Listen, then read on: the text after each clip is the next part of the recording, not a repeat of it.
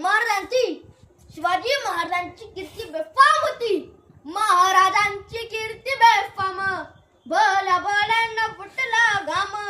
याला कोण घालील यसन दरबारी पुसती बेगम. बडी बेगम म्हणजे आलिया दिलशाह ची आई बर का. नजरेत तिच्या अंगार दरबार झाला गपगार. कुणी घेईना पुढाकार साऱ्यांनीच मानली हार.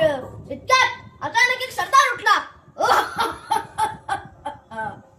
बोला हम लाएंगे शिवाजी को.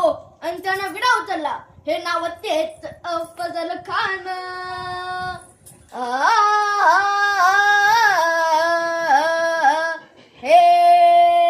हे नाव तेच अफजल खान.